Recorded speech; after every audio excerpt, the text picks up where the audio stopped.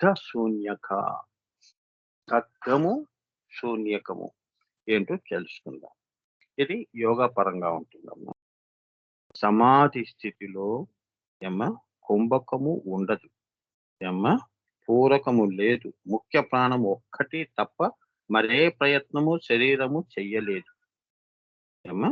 అట్టి స్థితిలో శూన్యకాన్ని కూడా లేకుండా చేసి అది కూడా ముఖ్య ప్రాణములోనే కలుపుకునే తల్లిని రహోయాగంలో దగ్ధ శూన్యక అంటారు.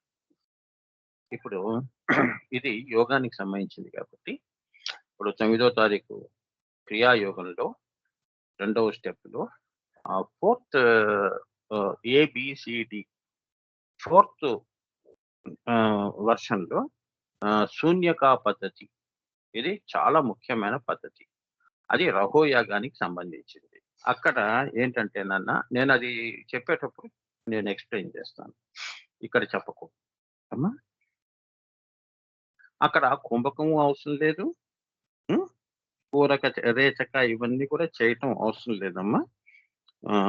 అట్టి స్థితిలో ఏంటంటే నీ ముఖ్య ప్రాణం ఉంటుంది కదా, అది కూడా శూన్యకం చేసేయటం. అంటే నాలో ఒక ముఖ్య ప్రాణం ఉన్నది అనేది కూడా నువ్వు తీసేసుకోవటం సమాధి స్థితి అంటారు. శూన్యము, అందుకే శూన్యక అన్నారు. అది జరుగుతుందమ్మా. నువ్వు అలా చేస్తున్నప్పుడు నీకు అలా వస్తుంది ఆ అనుభూతి. సో శూన్యకం చేయటం చేత కొన్ని ఈ అమ్మవారు ఇది రహోయాగానికి సంబంధించింది కాబట్టి ముఖ్య ప్రాణంతో చేస్తున్నాం కాబట్టి ముఖ్య ప్రాణాన్ని కూడా మనం ఏం చేసేస్తున్నాము, శూన్యకంలో కలిపేస్తున్నాం. అర్థమైందా? అది 4th స్టెప్. 2nd స్టెప్లో 4th వర్షన్ ABCD అనేది చాలా చాలా ముఖ్యం అమ్మా. మీకు తెలియని రహస్యం ఏంటంటే ఇక్కడి నుంచే నీవు పై ప్రస్థానం చేస్తావు. ఇది టర్నింగ్ పాయింట్ నీ యోగానికి. 2nd స్టెప్లో శూన్యకం నీకు తెలిసిపోయింది అంటే నువ్వు జీవన్ముక్త. అటువంటిది మీకు 9వ తారీఖు ముహూర్తం పెట్టారు. జాగ్రత్తగా కొంతకాలం అన్నా చేసుకోండి. రోజు చేసుకుంటాను స్వామి అంటే శ్రద్ధ ఎవరికి ఎక్కువ ఉంటుందో వారందరూ జీవన్ముక్తులే అమ్మా. నా తృప్తి కోసం, నా ఆనందం కోసం ఎవరు చెయ్యరు. మిమ్మల్ని మీరు ఉద్ధరించుకోవటం కోసం మీరు ఇప్పుడు నేను ఇచ్చేది ఇది గొప్ప ఆయుధం. అమ్మవారు మీకు ఇది తన దగ్గరికి రప్పించుకోవటానికి ఈ శూన్యకా పద్ధతి అనేది మీ అందరికీ ఇచ్చింది, దయతో ఇచ్చింది. ఇది 82 నామాలు విని శ్రద్ధగా భక్తిగా మీకు ఇచ్చిన వరం ఏమిటంటే ఇదే. నా దగ్గరికి వచ్చేవే ఇంకెందుకు అక్కడ ఈ భాషలో చెప్పాలంటే చాలేవే, అక్కడ ఎంతసేపు ఉంటావు, నా దగ్గర పిలుస్తున్నాను కదా అంటుంది. ఆ అమ్మవారు ఒక పిలుపు చాలు శూన్యం చేసేస్తుంది తనలో. ఇక నీకంటే ప్రత్యేకమైన జీవితాలు ఇవన్నీ ఉండవు. అర్థమైందా? అమ్మవారిలోనే కరిగి ఉంటావు. సమస్య లేదు. ఆ తల్లి తలుచుకుంటే ఏదన్నా అది శూన్యకా పద్ధతి ద్వారా జరుగుతుంది, రహోయాగంలో జరుగుతుంది. ముఖ్య ప్రాణాన్ని శూన్యకం చేయాలి అని ఈ 4 పాయింట్లు గుర్తుంచుకోండి. నేను మీకు ఆ అనుభూతి అమ్మవారి దయతో మీ అందరికీ కూడా మీకు ఆ శ్రద్ధ ఉంది కాబట్టి, ఆ పట్టుదల ఉంది కాబట్టి మీకు నేను చేసి చూపిస్తాను. నాకు వచ్చిన అనుభూతి మీరు చూడటం కాదు, మీకు వచ్చిన అనుభూతి నేను చూస్తాను. అది మన గురు పరంపర అట్లా ఉంటుంది. అంతేగాని నాట్ అదర్ వే రౌండ్. నాకు వస్తుంది, నేను ఎలా చేస్తున్నానో అలా చూసి నేర్చుకోండి అని చెప్పేవాడిని కాదు. నీకు ఎలా వస్తుందో నేను చూడాలి. ఆ అనుభూతి నేను మీ ముఖంలో చూడాలి, మీ ఆత్మలో చూడాలి. అది 2వ స్టెప్. అందుకే నేను ఇక్కడ చెప్పలేకపోతున్నాను. ఎందుకంటే ఇప్పుడు వద్దు, మనం ఆన్లైన్లో క్లాస్ తీసుకుంటాం కదా, అప్పుడు చెప్తాను అమ్మా. పాపం అందరూ ఎదురు చూస్తున్నట్టు 9వ తారీఖు ఈ పండగలు ఇవన్నీ హడావిడి తగ్గిన తర్వాత నేర్చుకుందాం, చేద్దాం నాన్న, అందరం కూర్చొని చేద్దాము. భోజనాలు చేస్తున్నాము, కబుర్లు చెప్పుకుంటున్నాము, జీవితంలో కష్టసుఖాలు చెప్పుకుంటున్నప్పుడు యోగం కూడా ఎందుకు కలుపుకోకూడదు? మన విషయాల్లో యోగం కలుపుకోండి, అమ్మవారిని కూడా కలుపుకోండి. ఆవిడ గురించి కూడా అప్పుడప్పుడు మాట్లాడుకోండి. తల్లి సంతోషిస్తుంది. ఎందుకు పనికిరాని మాట్లాడి అవునా, అవి మాట్లాడాలంటే అందులో ఇవి కూడా మాట్లాడాలి. ఎప్పుడో మన అమ్మవారు మనకి మాటల్లోనే కాదు, ఊహల్లో, ఆలోచనలో, ప్రతి అణువులో కూడా అమ్మవారి యొక్క ప్రస్తావన ఉంటూనే ఉండాలి. అదే జీవితం. అదే నీకు ధైర్యాన్ని ఇస్తుంది. అంతేగా? నీకు ధైర్యం ఎక్కడి నుంచి వస్తుంది? తల్లి ఉందిలే అనే ధైర్యం. ఆ తల్లే చూసుకుంటుంది. అంతే. అలా మనందరం కలిసి చేద్దాం. ఇప్పుడేదో కార్తీక మాసాలు వనభోజనాలు అంటున్నారు కదా! మనం ఇటువంటి భోజనాలు చేద్దాం. యోగా భోజనం, ధ్యాన భోజనాలు ఇవన్నీ చేద్దాం. అవునా? అలా అన్నమాట. అందరం ఒక చోట చేరి చేసుకునేది.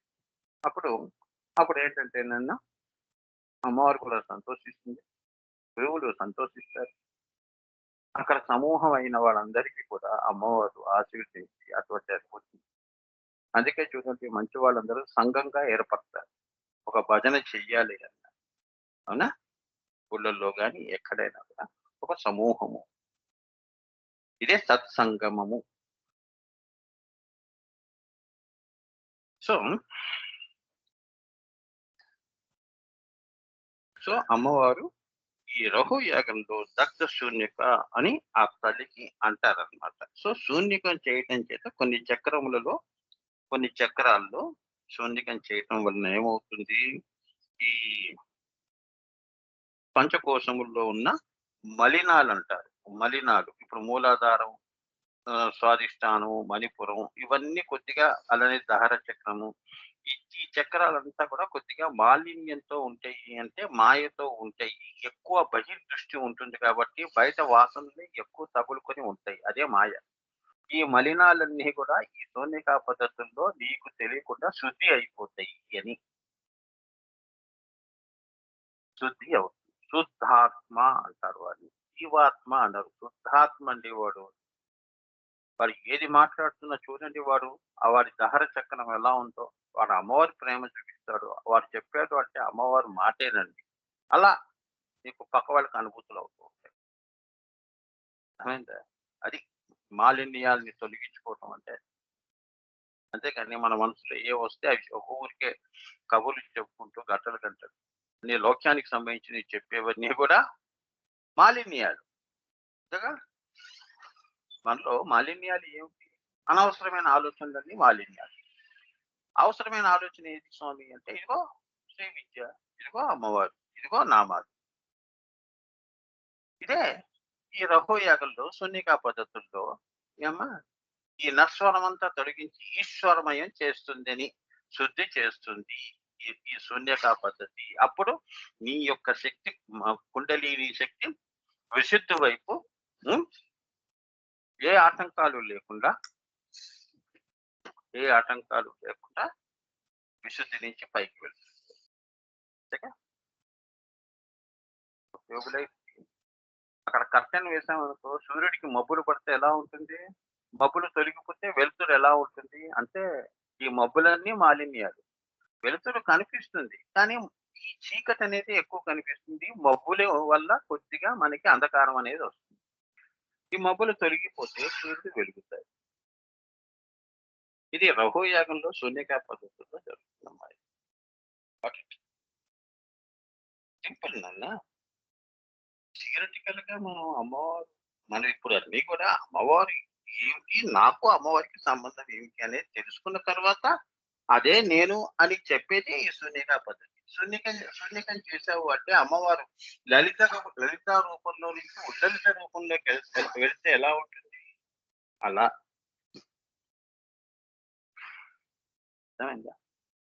అదే నిన్ను నిర్వికల్ప సమాధుల వైపు తీసుకెళ్తాయి. అంటే అమ్మవారిలో కలపటం. తనలో కలుపుకుంటుంది అనమాట ఆ శక్తిని. ఉమ్, ఇదొక వాగ్దానం. అమ్మవారి వాగ్దానం. అమ్మా, ఈ నామాలన్నీ అమ్మవారు ఇస్తున్న మీకు వాగ్దానాలమ్మా. 1000 వాగ్దానాలు చేసింది అంటే మరి అమ్మవారు శ్రీమాతగా ఒక వాగ్దానం చాలు. అన్ని కలిపితేనే శ్రీమాత. ఇప్పుడు నువ్వు తెలుసుకుంటున్న ఈ నామాల్లో ఉన్నవన్నీ ఎవరైతే అనుభూతి వరకు వస్తారో వాళ్ళకి ఇవన్నీ అయాచితంగా అప్రయత్నంగా అమ్మవారు ఇస్తూనే ఉంది. ఆమె శరీరంగా స్థూలంగా ఇస్తోంది, సూక్ష్మంగా ఇస్తోంది, ప్రాణంగా ఇస్తోంది. మరి నువ్వు శ్వాస తీస్తున్నావు అంటే గాయత్రి అమ్మవారు వచ్చి వెళుతోందిగా. రోజు 24 గంటలు వచ్చి వెళ్ళిపోతూనే ఉంది. అవునా? ఆత్మగా తానే కూర్చొని ఉంది అక్కడ.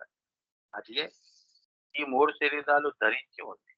ఇదే మాయ. ఆవిడ మాయ. ఇదే మహాత్రిపుర సుందరి. స్థూల శరీరము, సూక్ష్మ శరీరము, ఆ, కారణదేహం. ఈ 3 కలిపితేనే మహాత్రిపుర సుందరి. నువ్వు అది ఆత్మ దగ్గరికి వచ్చావంటే త్రికోణంలో ఉన్న బిందువు దగ్గరికి వచ్చావని. అదే సవికల్ప సమాధి. చాలా ఇవన్నీ అనుభూతున్నాను. వస్తాయి. తొందరపడదు.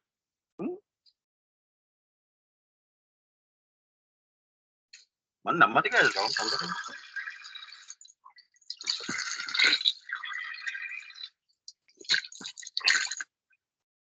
అందరూ ఇవాళే గమ్యాలను చేరుకుంటున్నారు గురువు గారు. మనం రేపు ఎల్లుండి చేరుకుంటామా అనే టెన్షన్ పెట్టుకోవాలి. Slow and steady wins. ఏ పని చేసినా పర్ఫెక్ట్ గా చేయాలి. తొందరపడి చేసేవన్నీ కూడా గందరగోళానికి దారి తీస్తుంది. ఇవన్నీ ఏకకాలంలో వచ్చేది కాదు. Slow and study. ఇవాళ కాకపోతే ఇవాళ నీకు అపజయం ఏంటి అంటే రేపు విజయం ఎదురు చూస్తూ ఉంటుంది నీకోసం.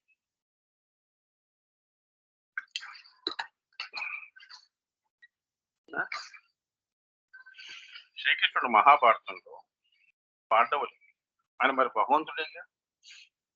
ఆయన తలుచుకుంటే వీళ్ళని క్షణంలో ఈ పంచపాండవులకి న్యాయం చేయొచ్చు. కానీ ఎందుకు చేయలేదు? ఆ టైం రాని అన్నారు. అవునా?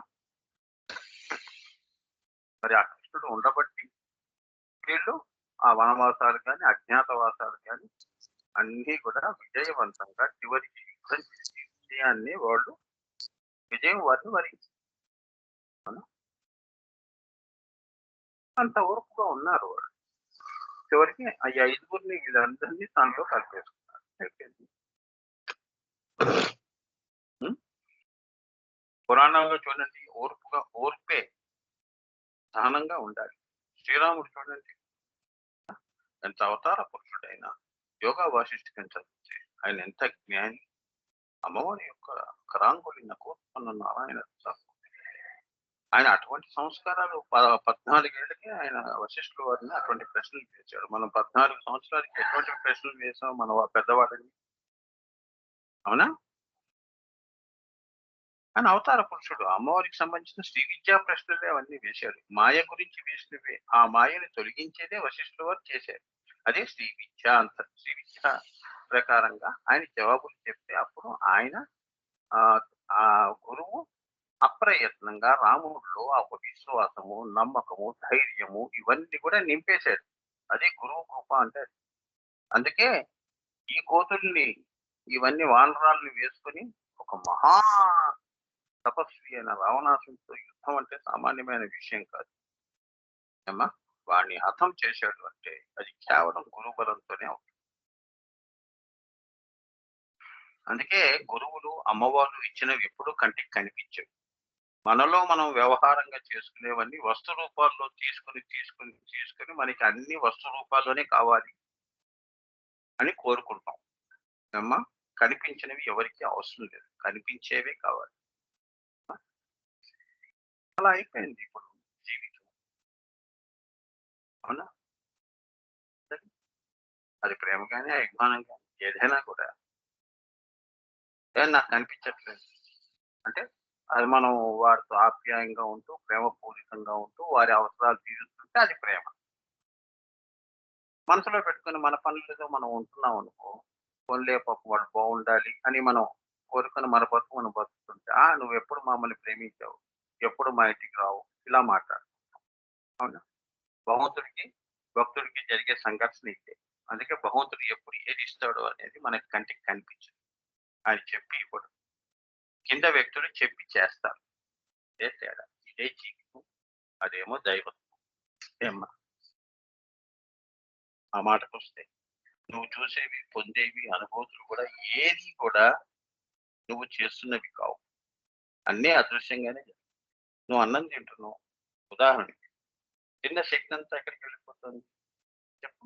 నువ్వు ఏమంటున్నావు? శరీరంలో అన్నం ముద్ద నోట్లో వెళ్ళింది, కడుపులోకి వెళ్ళినప్పుడు అదేమైపోయింది? నీకు తెలియదు, ఎవరికి తెలియదు. అందులో నుంచి వచ్చిన శక్తి ఏమైపోయింది? ఎవరు అనుభవిస్తున్నారు? నీలో ఉంటూ ఎవరు ఇవన్నీ పనులు చేయిస్తున్నారు?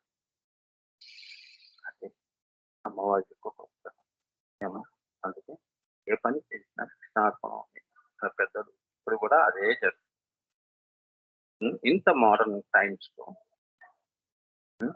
భగవంతుడిని తలుచుకోకుండా ఎవడు ఇంత అన్నం ఈవెన్ వెస్టర్న్ పీపుల్ కూడా వాడు రొట్టె తినేటప్పుడు కూడా దేవుడిని తలుచుకుని తెలుసో తెలియకో జ్ఞానమో, అజ్ఞానమో భగవంతుడు ఎప్పుడూ కూడా నమ్మకం, అపనమ్మకాల్లో కూడా ఆయన రెండిట్లోనూ ఉంటాడు. మాయలో ఉన్నాడు. బ్రహ్మ పదార్థంలోనూ ఉన్నాడు. ఆయన అల్లుకొని ఉన్నదే మాయ. నేను నమ్మను అన్నా కూడా ఎంత నమ్మవు అని చెప్తున్నావో, ఆ నమ్మను అనేదే నమ్మకంగా ఏర్పడుతుంది. దానికి కథగా హిరణ్యకశిపుడే. వాడు మృత్యు దేవత విష్ణు రూపంలో వాడికి అర్ధరాత్రి కూడా విష్ణుమూర్తినే వాడు భయంలో తలుచుకొని వాడే గొప్ప భక్తుడైపోయాడు. తెలుసా? అది రహస్యం. చివరికి విష్ణుమూర్తి చేతిలోనే హతుడై ఆయనలోనే కలిసిపోయాడు. అర్థమైందా? సో నేను నమ్మను అన్నవాడే గొప్ప భక్తుడు. నేను నమ్ముతాను ఉన్నవాడు వీడు వాడికంటే తక్కువ. వాడే ఎక్కువ నమ్ముతున్నాడు. అసలైన భక్తుడు వాడే. అది అన్నమాట. సో భగవంతుడు ఇక్కడ ఉంటాడు, అక్కడ ఉంటాడు. మాయలో లేడని ఎందుకు అనుకుంటావు? ఇదంతా ఆమె యొక్క మహామాయా స్వరూపం. ఇప్పుడు వస్తువు ఉందనుకో, నీ మనసు ఆ వస్తువులో శక్తిగా ఉంటుంది. అదొక ఆకారం ఇస్తుంది. అవునా? అప్పుడు నాకు ఆ వస్తువు కావాలని భ్రమలో పెడుతుంది. అదే ఆవిడ ఆట. అర్థమైందా? అన్ని వస్తువుల్లో నాకు ఇవన్నీ వద్దు, నాకు అమ్మవారే కావాలి, బ్రహ్మ పదార్థమే చింతన చేసేవాడు ఉంటాడే. అది ఆ బ్రహ్మ పదార్థంలో వాడిని తనలో కలుపుకుంటాడు.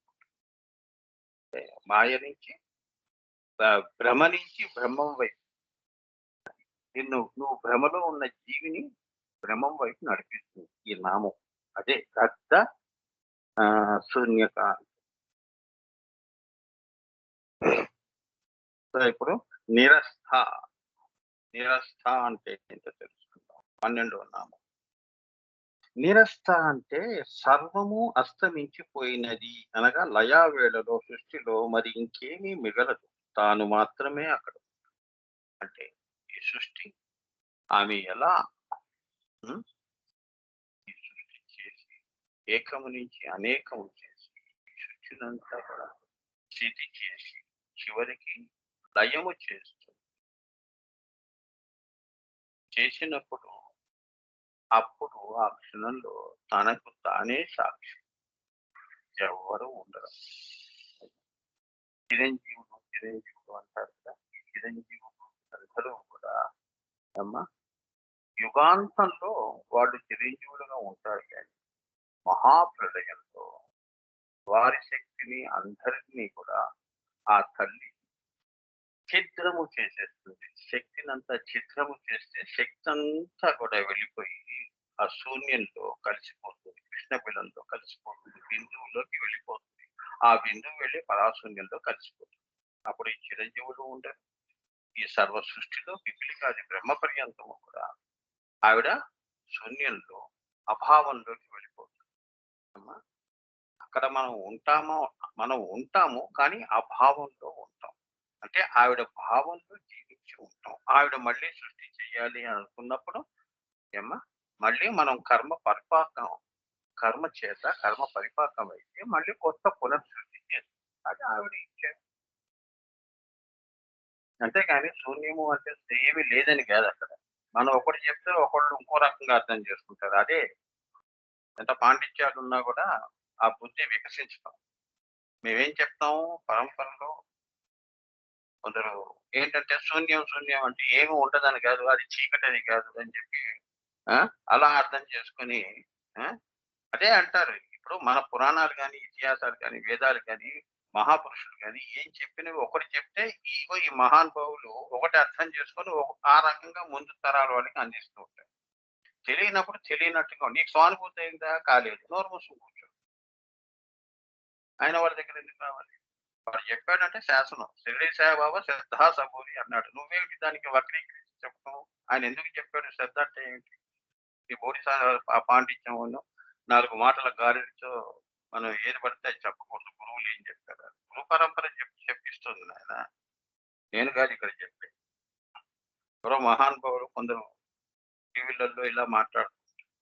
వాళ్ళకి తెలియని విషయాలు కానీ తెలియని సబ్జెక్ట్స్ మాట్లాడద్దు. లౌకికంగా ఎన్ని చప్పట్లు కొట్టించుకోవటం, ఈ మనుషుల్ని ఎంటర్టైన్ చేసుకుంటూ బతకండి, ప్రవచనాలు చెప్పుకొని. కానీ శ్రీ విద్య దగ్గరకు వచ్చినప్పుడు be serious and make others also serious. It's a very serious subject, నిరస్థా సబ్జెక్ట్. ఈ చచ్చు తెలివితేటలన్నీ చచ్చిన తర్వాత ఈ చచ్చు తెలివితేటలు పనికిరాని ఈ నవ్వులు, ఈ చప్పట్లు, హోరు నుంచి పైకి వెళ్ళేదే శ్రీ విద్య. బీ సీరియస్ అంటే అది. అంతేగాని ఎవరు గొప్పగా చెప్పారు, 4 విషయాలు చెప్పంగానే ఓ పొంగిపోతారు. అది నన్ను అలా శూన్యం అంటే నాకు తెలియనప్పుడు నోరు మూసుకుని కూర్చోవాలి. అభావం నుంచి శ్రీ విద్య వచ్చిందని చెప్తున్నాను కదా. అభావము అంటే ఇప్పుడు ఈ శ్రీచక్రం అంతా అభావంలో ఒకప్పుడు వెళ్ళిపోయింది కదా. అదే శ్రీచక్రం మళ్ళీ భావంలోకి వస్తే పరాపశ్యంతి మధ్యమ వైఖరి. అదే మేధా దక్షిణామూర్తి. మేధా దక్షిణామూర్తి అంటే మౌనంలో ఉన్నాడని. మౌనం నుంచి మరి భాష కూడా పుట్టింది కదా. జ్ఞానం పుట్టింది. జ్ఞానం నుంచి దత్తాత్రేయుల వారి రూపంలో మాట పుట్టింది. అదే పరాపశ్యంతి మధ్యమ వైఖరి అంటే వైఖరిలో దత్తాత్రేయుల వారు ఓంకార స్వరూపం. అది నేను చెప్తుంది. మళ్ళీ ఇదంతా మహాప్రళయంలో ఈ భావం అంతా కూడా ఏమ్మా ఆ శూన్యంలోకి వెళ్ళిపోతుంది, అభావంలోకి వెళ్ళిపోతుంది అని చెప్పాము. అది అది చీకటి కాదు అని ఏదో ఎవరో అంటుంటే, చీకటి ఎవరైనా అన్నాడా? లేదు, చీకటికే చీకటి, మహా చీకటి అది. అంధ తమస్సు అంటే అది. నిర్వికల్ప సమాధుల్లో ఇది చెప్పేది కాదు ఒకరికి, ఇది అనుభవించేది, సానుభూతికి సంబంధించి. అలా చెప్పండి. అలా మేము చెప్పాము, విన్నవాళ్ళు అలానే 10 మందికి చెప్పాలి. అది దగ్గర తెలియని సబ్జెక్ట్ దగ్గర రావద్దు, హద్దుల్లో ఉండాలి, సానుభూతి చేసుకోవాలి. మూడో కన్ను దగ్గర కలువు నన్ను, నేను కలుస్తాను వాడిని, రా అక్కడ దాకా రా, నీ సంగతి ఏదో తెలుస్తాను నేను. అమ్మవారి దయతో అక్కడ దాకా రానివాడు మూలాధారంలో ఉండి జ్ఞానం గురించి మాట్లాడుతున్నాడు. విజ్ఞానం గురించి, మహా అయితే ప్రజ్ఞానం గురించి ఎంతో ఎంతో తుర్యంలో 4 ముక్కలు తెలుసుకున్నాడు. తుర్యాతీత దగ్గర మేము మాట్లాడుతాం, రమ్మను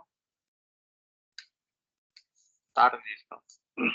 తుర్యాతీత అమ్మవారు ఒక్క చేస్తుంది, పిచ్చి వేషాలు, ఇచ్చిన జ్ఞానం అంతా తీసుకుంటాడు వెనక్కి. ఎక్కడున్నా అక్కడే ఉంటాం, మళ్ళీ మూలాధారంలోనే ఉంటాం.